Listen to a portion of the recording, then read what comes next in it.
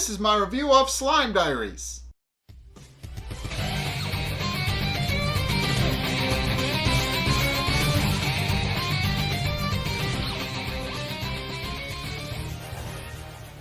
Okay, so in this episode, Rimuru decides to close off summer by, long story short, teaching the citizens of the Jura Tempest Federation how to throw a summer festival. So, yeah, so we kind of discussed this in Assassination Classroom to an extent, but summer festivals are a very, very big thing in Japan, and since Rimuru is from Japan, he kind of just wants to recreate that from back when he was still a human. So of course the episode starts off with him hosting a meeting with all of his main supervisors, and long story short, he asks them to put on a summer festival. And while Rigard is understandably a little confused because he doesn't know what a summer festival is, Rimuru then explains that it's like a party and then pulls out several pamphlets showing them what they need to actually do to pull off a summer festival. So of course everybody's excited at the thought of it being a party, and the girls in particular are very over the moon about the fact that they get to wear cute clothes the entire day. So, well, I mean, they get to wear yukatas and kimonos, but they just kind of find it a little adorable. They just are completely head over heels over the moon that they can wear something cute the entire day. So, obviously everybody's enthusiastic about actually working on bringing the summer festival to life for Rimuru's sake. And Rimuru then gives them a week's deadline to actually pull off the summer festival. And they do exactly that. Everybody goes about their business, actually preparing all the food and all that to actually go into the summer festival. Sure enough, as things get close, Rimuru begins to admire how everything is coming together.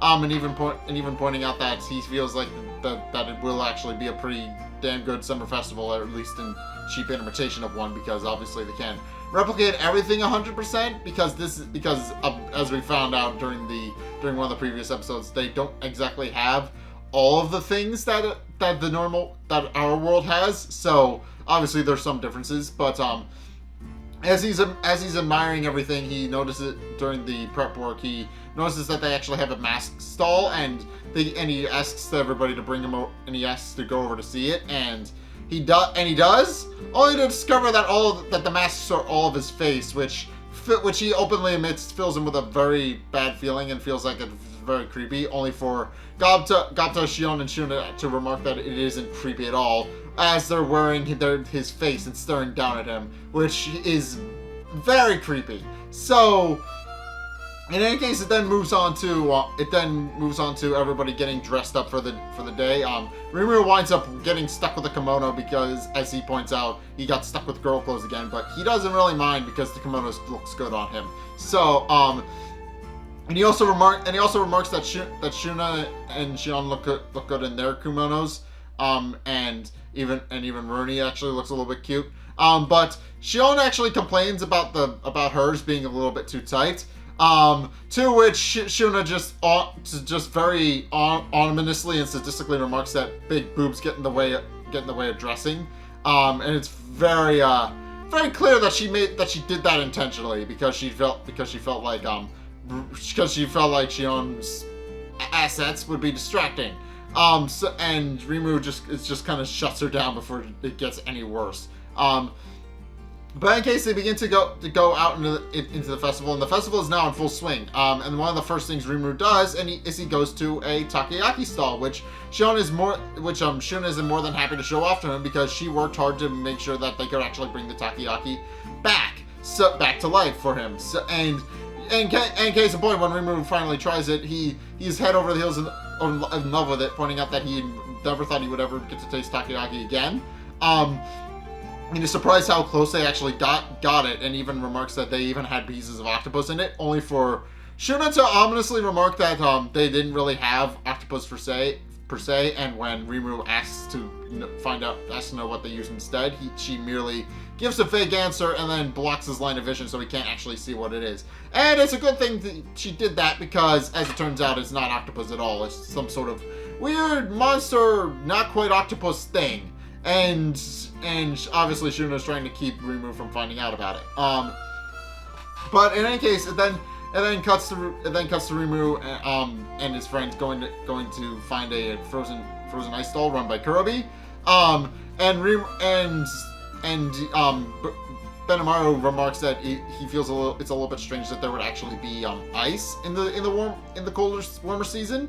And even remarks if it's even possible that you have ice. Only for Rimuru to reveal that he actually did use the they actually can get an ice treat and then gives it to all of them, and they love it.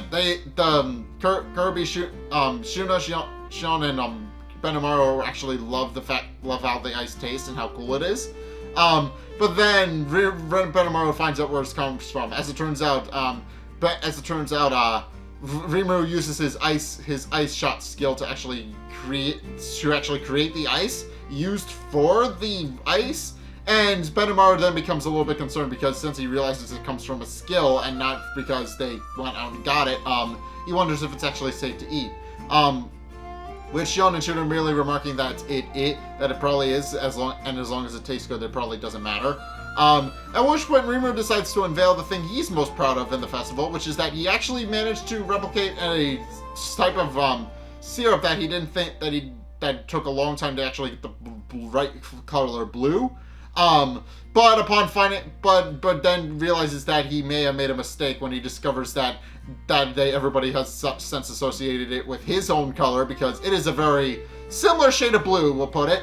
And he finds it a little bit creepy that everybody starts referring to it as great Rimuru flavor and how Rimuru is delicious. And when he remarks how creepy it is, Shion and Shuna remark that it's not creepy at all, and then everybody is wearing the Rimuru masks, and Rimuru merely remarks that sometimes the girls scare him. So yeah, but in cases then cuts to Rimuru going to a fish scooping stall. We kind of discussed that in the Assassination Classroom review, but he goes to the fish scooping stall, which is run by Hakaru and Gopta, and when they tell him that he needs patience to actually win the game, Rimuru kind of blows them off, pointing out that he used to be very good at it back when he was human. So he's very skilled. So he should be very skilled at the game. In case in point, he then demonstrates his knowledge on how to actually win the game, and gets ready to scoop up a fish, only for a massive one to just jump out of the tank and bite his paddle. And when he shows visible confusion and concern over what just happened, Hakaru and Gopto merely remark that he has to kill the fish in order to scoop it and take it home. And if he's not careful, they'll take his fingers off. So yeah, Hakaru and Gopto knowingly made some very dangerous tweaks to the goldfish scooping game, and Rimuru's understandably a little bit scared that somebody's going to lose their fingers. Meanwhile, while all of this is happening, Suka and Sui are actually walking through the festival when Sui actually finds out that there's actually a minigame where he gets to throw things at little targets, and if he nails them all, he gets the massive Rimuru plushie, which is apparently life-sized. Even though looking at it in the anime, it's a lot bigger than what Rimuru is supposed to be. And Sui doesn't even hesitate. He just throws one of his kunais into the little Gabaru target, and the goblin running the stall merely tells him to stop using real weapons at the stall, and that if he promises to never come back, he can keep the broken target as a prize. Which he then gives to Suka, who is over the moon to receive it, and remarks to her father that she has finally received a gift from a man, only for her father to chime in, kind of sort of remarking that that's basically a little figurine of her brother, and is a little confused as to why she's actually idolizing it. Meanwhile, Rimuru is understandably fresh off of the whole fact that he just lost the fish minigame because of bullshit. He then finds out that Trainee is actually running a fortune telling stall, and asks her if she's running it, and sure enough she does. She is, and she then tells Rimuru that he has to pull a vine to pick a prize, and that whatever prize he picks will tell him the future. And Rimuru is understandably a little confused at first because all of the prizes seem to be bags of potato chips, but he decides to indulge her anyway and then proceeds to pull a vine, which then elicits an interesting reaction from Trainee, who remarks that he is truly the great leader of the nation, but that she is not the prize. which then confuses Rimuru, realizing that the vine is likely attached to her, but she remarks that it isn't. So he decides to pull another vine, which elicits the same exact reaction, and he then begins to question whether or not any of the vines are actually attached to prizes, but she merely remarks that they're tangled. Except that no, she actually did rig the prize so that whoever would pull it would actually pull one of her vines. So, yeah, needless to say, Rimuru doesn't stay at that stall very long. But and also there's another really cute scene. There's another scene of Gelds hanging out with a little goblin child. He's hosting a little mini game where they have to throw for the children, where they have to throw a little ball at a target on his chest, and if they hit it, they get a prize, or at least he gets. I mean, I'm not entirely sure what the prize is because they don't show that, but the little goblin girl picks up the ball. She doesn't do a very good job of throwing it and kind of misses, and is a little disappointed that she doesn't get to see the prize. Only for Gel to indulge her by picking the ball back up, handing it to her, and then she nails the target, and he does a little dance for her. So yeah, that's the prize. It's basically a way for him to entertain the children. And as Rimuru's walking by, he can't help but admire how cute it is. And it is cute because this is just a side of Geld we don't get to see. He's usually this hard ass who just works hard all the time, and when he isn't working hard, he's fighting people. So it's a cute little side of his character that we don't get to see very often, and I'm glad that this anime decided to focus on that. But in any case, it then becomes time for the Bond dance, which Gabiru is hosting around the central stage. And Gabiru then proceeds to put on a traditional Bond dance with all of his followers. And everybody proceeds to join in with the Bond dance around the main stage. And once the dance is over, Gabiru asks Rimuru if he enjoyed their dance. Only for Rimuru to remark that he hasn't really seen Gabiru all day and was curious as to whether or not he has actually been helping out. Which hurts Gabiru's feelings for obvious reasons, because he worked hard on this dance and Rimuru didn't even notice that he worked hard on it. So, yeah, needless to say, Gabiru's a little bit miffed. But in case it then proceeds to go with Rimuru, Shuna, and Shion all getting on a giant float that looks like Rimuru's head. And as a bunch of very strong goblin men pull it along. And Rimuru is a little confused as to what they're supposed to do, but Shuna merely remarks that he needs to wave to everybody, which he does, and also notes that Shuna is a lot more comfortable at this than he is, and she merely remarks that it's the duty of someone on a higher authority to actually show off for the good of the people. And at which point Shion remarks that she can't help but admire all the underprivileged men just working to pull her around. And Rimuru quickly realizes that she would either make a great leader or a tyrant. At which point Great Stage remarks that she's trying to unlock a skill called Purple Empress, which Rimuru immediately shuts down for obvious reasons. But in any case, it then comes to the end of the day where Rimuru remarks that he actually created the entire festival for his own selfish reasons, but since he realized that he would probably never get to be able to experience any of it again, and that it was ultimately his nostalgia that led to him creating the festival in the first place. But in any case, he decides to put those feelings aside for now to just enjoy the fireworks, which apparently Kirby and Kaijin, they apparently put them all together. They put it together themselves and then show off a massive festival, the massive end to the festival, with Rimuru really, I forget what he shouts out, but even he's not entirely sure what he did. He's not entirely sure what it means. And when Shion asks him about it, he doesn't have an answer for her. But in case after the fireworks are over and Rimuru effectively serenades us out because I'm not entirely sure if it is, but apparently his voice, but there's a song that sounds with lyrics that sound suspiciously like they're from his voice actor. So if it's not his voice actress, then I have no idea. But I think it is. But in any case, as Rimuru then serenades us out of the episode, at which point Rigard asks Rimuru if he enjoyed the festival, and Rimuru remarks that he did, and then he's glad that they were able to actually bring the festival back for him. And at which point Rigord remarks that they actually do need to prepare for the next one, and that they're going to all going to continue doing the festival for many years to follow.